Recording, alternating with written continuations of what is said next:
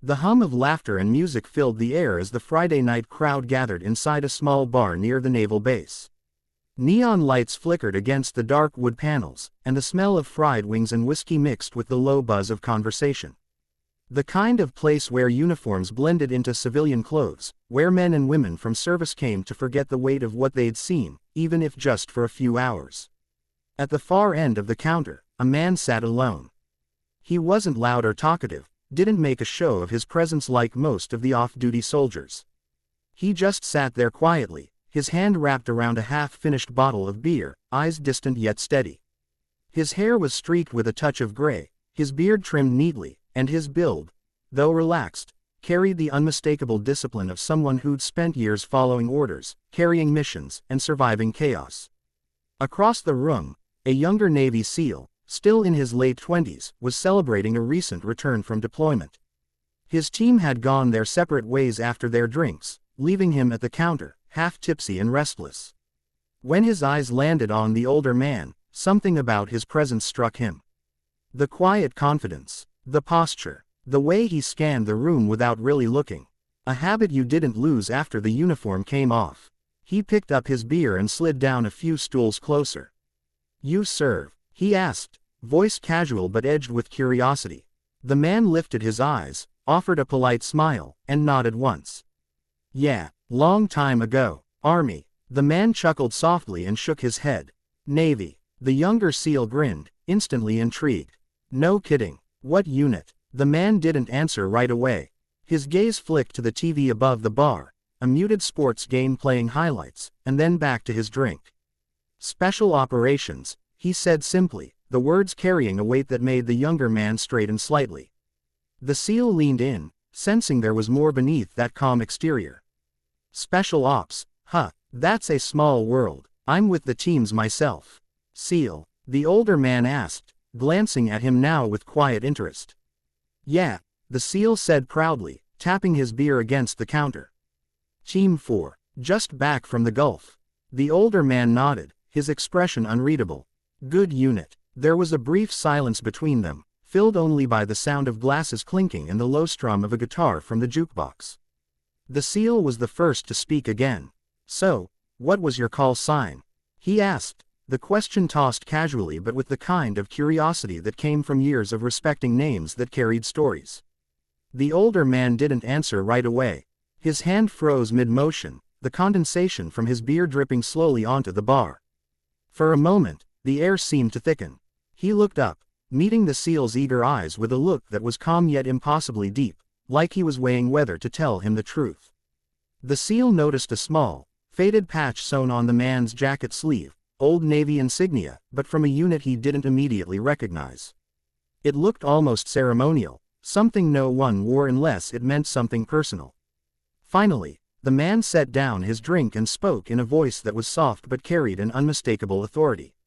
"Viper 1. The SEAL blinked. "What?" The man's gaze didn't waver. "That was my call sign." For a split second, the younger SEAL just stared at him, confused. Then the words sank in, like a ghost from a story he'd heard whispered in barracks and briefings. His hand trembled, and before he could react, his glass slipped from his grip, falling to the floor and shattering into pieces. The entire bar seemed to pause as the sharp sound cut through the noise. A few heads turned, but no one spoke. The SEAL didn't even notice the mess. He was staring at the man beside him, eyes wide, his chest tightening. "You're Viper 1, he said, his voice barely above a whisper. The older man sighed, his expression calm but tinged with something heavier, perhaps weariness, perhaps regret. He gave a small nod. The SEAL felt a chill crawl up his spine. Every story he'd ever heard about Viper 1 flashed through his mind. Classified missions, rescues that defied all odds, a legend who'd led operations deep in hostile territory and saved men who were supposed to be lost forever. He remembered instructors at Bud.S mentioning the name with reverence, saying, "If you ever learn leadership, learn it from the ghost of Viper 1. But that was the thing. Everyone said Viper 1 was gone. Killed in an op that went black, his team extracted but his body never found. There were even rumors the government had classified the mission to cover up what happened." The SEAL swallowed hard, still staring in disbelief. "But That's impossible. You're supposed to be dead. The man finished for him, an amused but hollow smile curving his lips. That's what they said, yeah.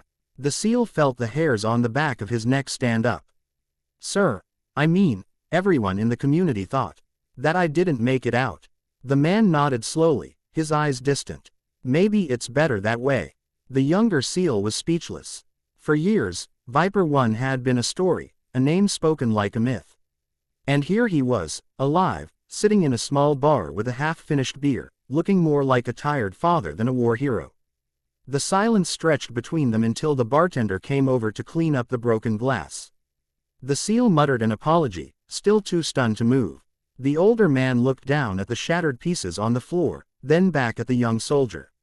You okay, son? He asked gently. The seal blinked and nodded quickly. Yes, sir. I just can't believe this. Believe it or not, the man said quietly, some legends are just men who got tired of fighting. The seal sat there, heart pounding, as realization washed over him.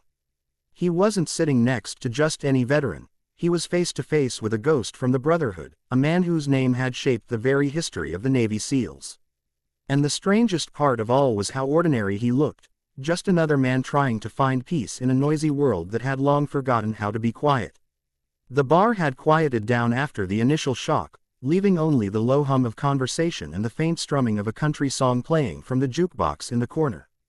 The young seal still sat across from the older man, his mind struggling to process the reality of what he had just learned. He had spent years hearing stories of Viper One, a name that had echoed through training halls, whispered by instructors with reverence and awe. But sitting face to face with the man himself felt surreal, like meeting a ghost who had somehow stepped out of history. The veteran took another slow sip of his beer, as if the world around him hadn't shifted, as if he were used to people reacting that way. His calmness only deepened the younger man's sense of disbelief. He finally managed to speak, his voice low, almost hesitant. Sir, I can't believe it's really you. Everyone thought you died in that operation off Aden. The older man smiled faintly, his eyes reflecting something distant. Yeah, I've heard the rumors, he said, his tone gentle but edged with quiet pain. That op went south fast. We lost good men. Command wrote me off, figured I was gone. I made it out, but not the same way I went in. He paused, his hand tracing the rim of his glass, his knuckles marked by faint scars. After that, I didn't see the point of going back. The seal leaned forward, unable to hide his admiration. You were a legend, sir. They said you led a rescue mission with no backup, no extraction, and still pulled an entire platoon out. We studied that op in Bud's training. It was like a manual for courage. The veteran gave a short laugh, shaking his head.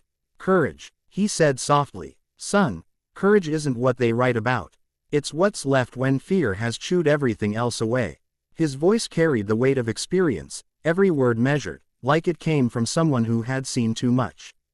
That mission wasn't about being brave. It was about not wanting to leave my men behind. That's all. The seal fell silent, humbled. He could tell the man didn't wear his past like a trophy. If anything, he wore it like a scar, visible only to those who looked closely enough. So, the seal finally asked, trying to bridge the silence, what happened after that? Why didn't you go back? The veteran turned the question over in his mind before answering. Because I had a son waiting for me, he said simply.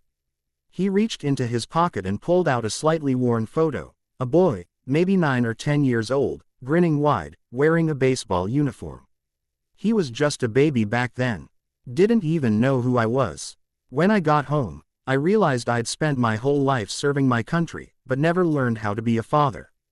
He smiled softly, eyes glistening with quiet pride. So I traded the battlefield for the backyard. Learned to pitch a ball instead of throw a grenade. The seal stared at the photo, then back at him. You walked away from all of it, just like that.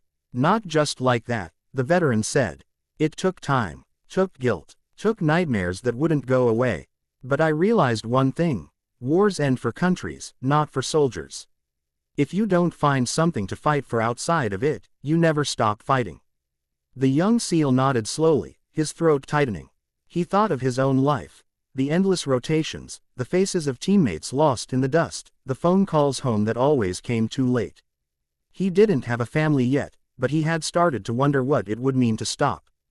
To have something normal. Do you miss it? He asked quietly. Every damn day, the veteran admitted with a weary smile. But missing it doesn't mean I want to go back. I just respect what it gave me, even the pain. It taught me how to live when I thought I couldn't. They sat in silence for a moment, the clinking of glasses filling the gap between their words. The SEAL finally lifted his glass and said, "You know, sir, they should have told the world you made it. Guys like you deserve to be remembered." The veteran looked at him kindly. Remembered for what? For killing? For surviving? That's not the kind of legacy I want, son. He pointed to the photo again. That's my legacy. My boy. I don't need medals or mentions. Just needed him to know I was there. The SEAL exhaled deeply, his respect for the man deepening with every word. He realized that true greatness wasn't in medals or missions, it was in the quiet decision to live with purpose when the war inside refused to end. The veteran looked down at his half-empty glass and said softly, "You know what I tell him? Every night before he sleeps, I tell him, be kind. Be brave. And when it's hard to be both, just be kind." The SEAL smiled faintly. "He's lucky to have a father like you." "No," the man replied. "I'm lucky to have a reason to be better than I was." A long pause settled between them before the SEAL raised his glass again. "To Viper 1, he said, his voice steady now. "To the man who saved lives, and chose to save his own after." The older man smiled and clinked his glass gently. "To every soldier who found something worth living for." They drank in silence, the air between them filled with quiet understanding. Outside, the night carried the sound of waves rolling against the docks, steady and endless. When the SEAL finally stood to leave, he turned back one last time.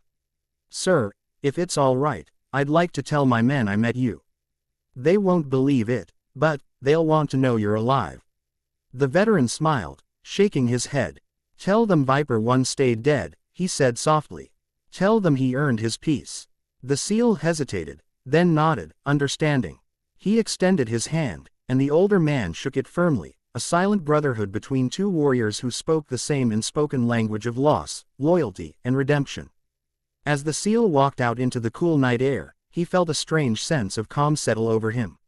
For the first time in years, he wasn't thinking about his next deployment or his next mission. He was thinking about life beyond it, about what it might mean to build something of his own, like the man inside the bar had done. And inside, the veteran finished his drink, set down the empty glass, and looked once more at the photo of his boy. He smiled quietly to himself, the ghosts of his past fading just a little more into the night.